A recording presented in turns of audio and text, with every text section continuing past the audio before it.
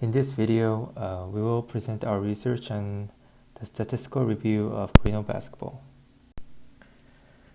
The contents will go from introduction, dataset characteristics, preliminary analysis, model building, diagnosis, and validation, and final model report and application.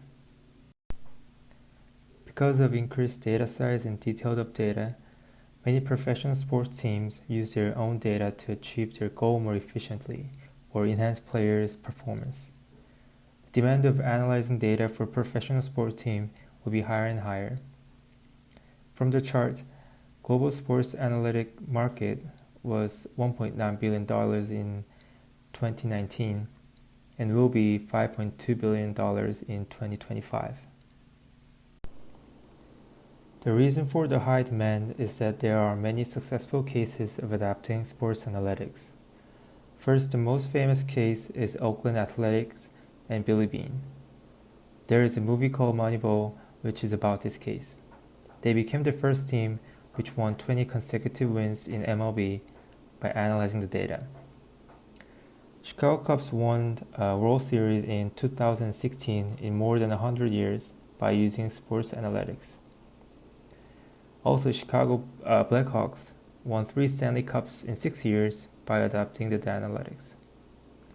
As you can see, there are many successful cases in different sports. But how about the basketball? In basketball, there are a few successful cases of sports analytics. Luckily, we are able to find data of Greenville basketball team with having enough variables and data sets to analyze. Our research is to find that if there is any factor that affects the point differential.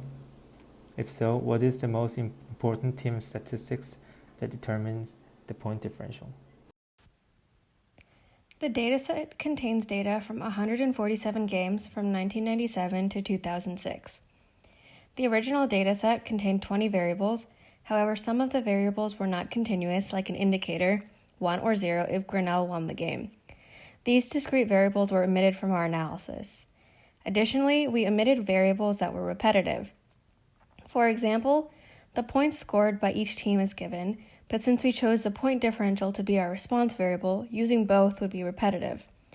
The two variables would provide the same information.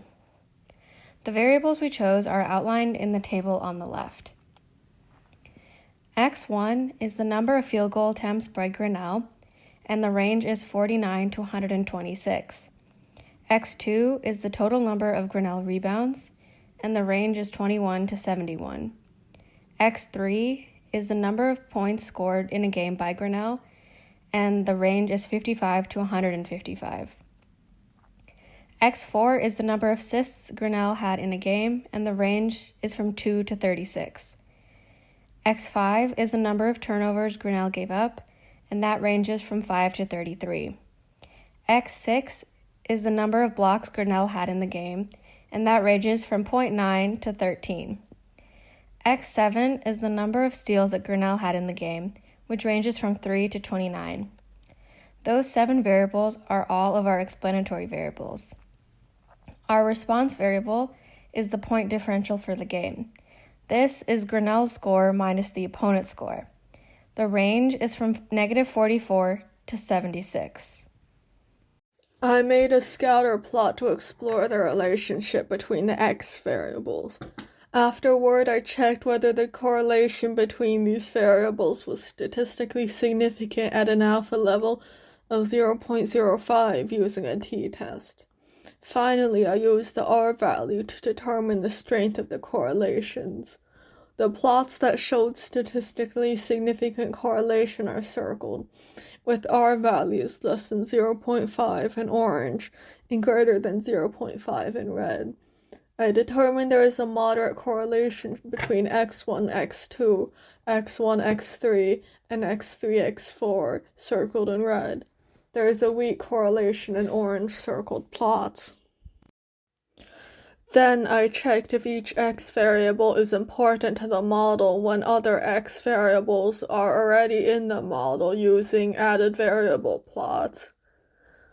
None of the graphs are flat, showing that each predictor variable adds useful information.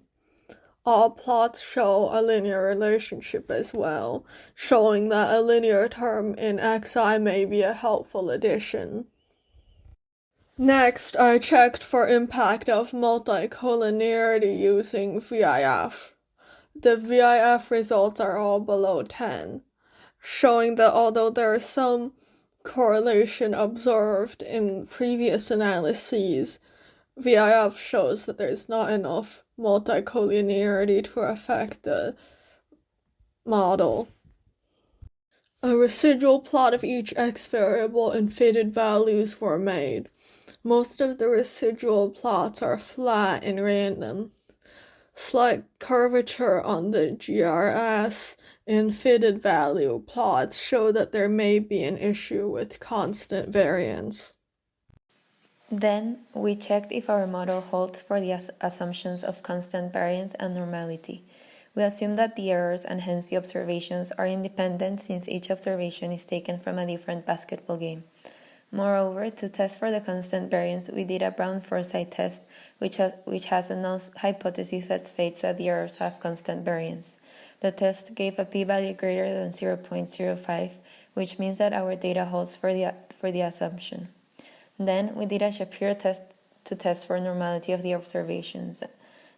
The null hypothesis here is that the errors follow a normal distribution.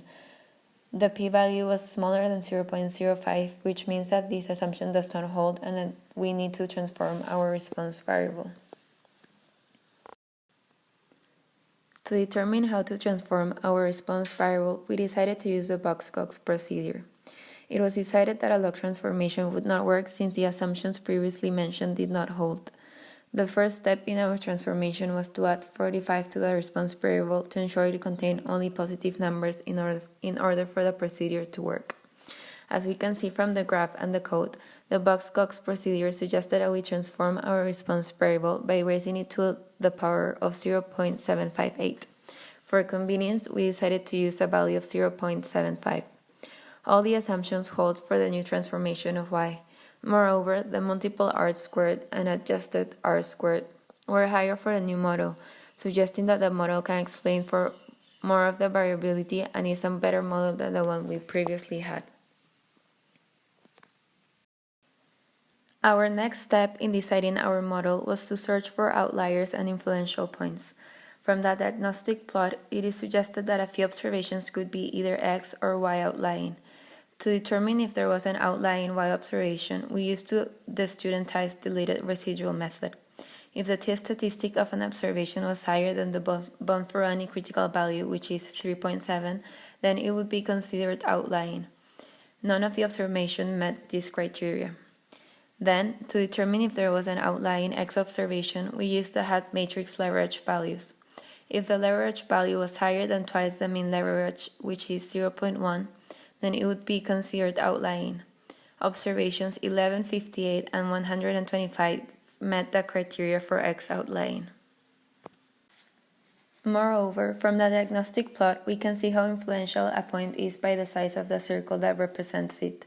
To determine if an observation has little, moderate, or major influence on the model, we use the Cook's distance method. None of the observations met the criteria for either a major or moderate influential point. Therefore, we decided that none of the observations would be considered an outlier or influential enough to affect the decision of our final model. We tested for a regression relation between our predictor variables and our response variable. The null hypothesis was that all betas were equal to 0. The p-value was smaller than 0.05, suggesting that there is a significant linear relationship between the response variable, point differential, and at least one of our predictor variables. Moreover, as we can see from the output, if we were to test if a specific beta is equal to 0, then it would be suggested that the number of assists and the number of blocks made by the team could be dropped from a model containing the other predictor variables.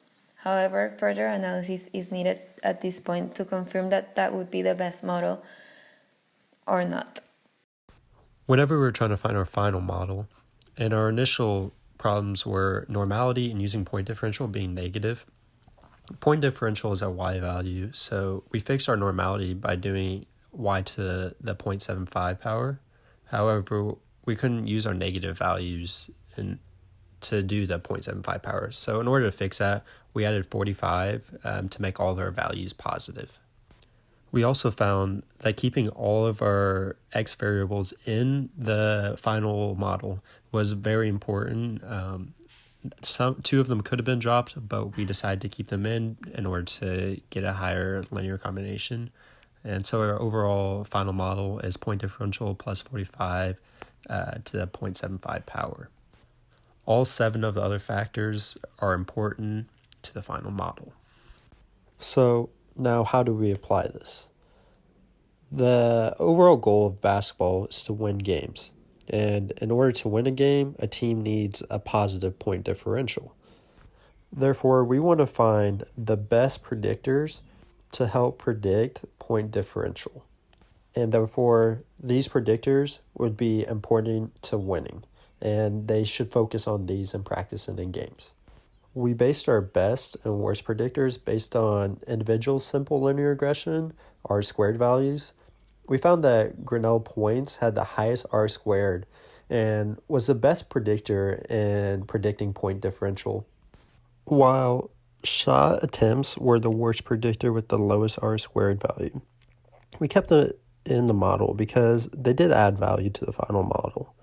Knowing this, the team can focus on certain aspects more than others, such as scoring the ball, and spend less time focusing on shooting more shots, because these factors such as scoring add more value and are better predictors on point differential.